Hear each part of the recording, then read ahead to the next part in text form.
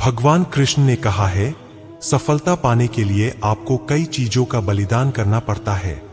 अगर आपको सफल होना है तो यह बलिदान करने के लिए आपको हर पल तैयार रहना होगा। कुछ पाने के लिए कुछ खोना पड़ता है।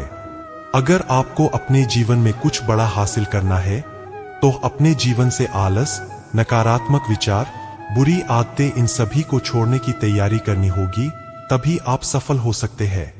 वक्त सिखा देता है फलसफा जिंदगी का, फिर नसीब क्या, लकीर क्या और तकदीर क्या। इसके साथ ही भगवान कृष्ण कहते हैं, हमें किसी भी खास समय का इंतजार नहीं करना चाहिए, बल्कि अपने हर समय को खास बनाने की पूरी कोशिश करनी चाहिए। समय के महत्व को समझे, गलत कामों में अपने कीमती समय को व्यर्थ न गवाए। आपके पास जितना भी समय बचा है उसे अच्छे कामों में खर्च कीजिए और अच्छे लोगों के लिए खर्च कीजिए। कोई भी काम शुरू करने से पहले उसके परिणाम के बारे में जरूर सोच ले और उसी के अनुसार क्रिया करे। खुशी और शांति पाने के लिए अपने दिमाग में हमेशा किए जा रहे काम के परिणाम को रखिए। एक साधु घाट किनारे अपना डेरा डाले हुए था। वहां वह धुनी रमाकर दिन भर बैठा रहता और बीच बीच में ऊंची आवाज में चिल्लाता, जो चाहोगे सो पाओगे। उस रास्ते से गुजरने वाले लोग उसे पागल समझते थे। वे उसकी बात सुनकर अनसुना कर देते और जो सुनते वे उस पर हंसते थे। एक दिन एक बेरोजगार युवक उस रास्ते से गुजर रहा था।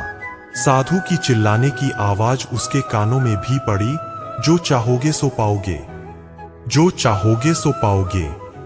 ये वाक्य सुनकर वह युवक साधु के पास आ गया और उससे पूछने लगा, बाबा, आप बहुत देर से जो चाहोगे सो पाओगे चिल्ला रहे हो, क्या आप सच में मुझे वो दे सकते हो जो मैं पाना चाहता हूं? साधु बोला, हाँ बेटा, लेकिन पहले तुम मुझे ये बताओ कि तुम पाना क्या चाहते हो। बाबा, मैं चाहता हूं कि एक दिन मैं हीरों का बहुत बड़ा व्यापारी बनूं।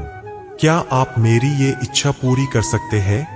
युवक बोला, बिल्कुल बेटा, मैं तुम्हें एक हीरा और एक मोती देता हूं, उससे तुम जितने चाहे हीरे मोती बना लेना। साधु बोला।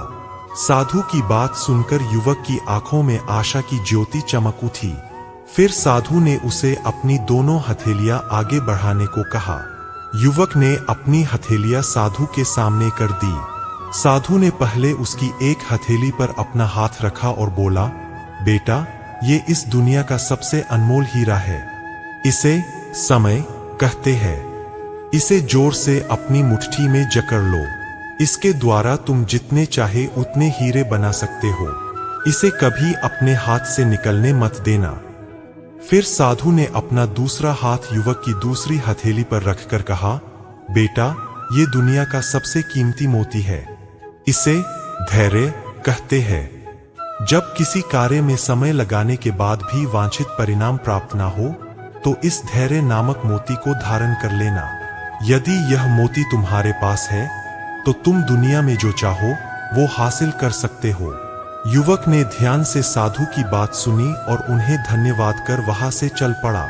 उसे सफलता प्राप्ति के 2 गुरु मंत्र मिल गए थे। उसने निश्चय किया कि वह कभी अपना समय व्यर्थ नहीं गवाएगा और सदा धैर्य से काम लेगा। कुछ समय बाद उसने हीरे के एक बड़े व्यापारी के यहाँ काम करना प्रारंभ किया।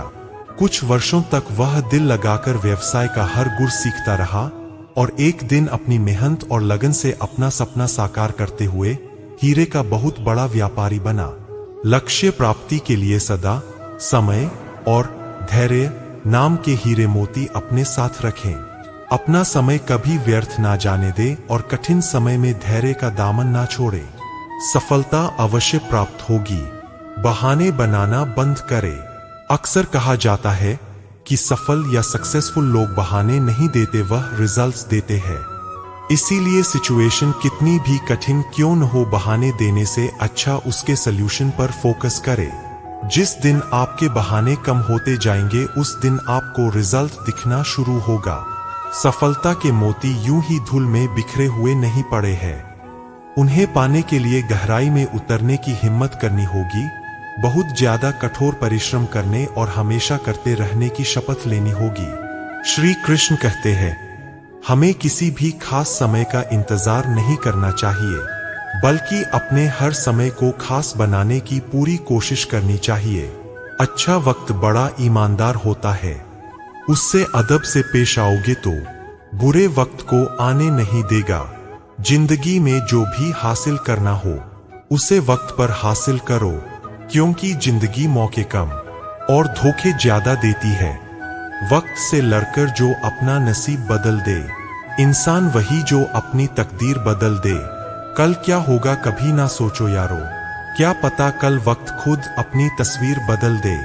दोस्तों, ऐसे ही और वीडियो देखने के लिए चैनल को सब्सक्राइब करें।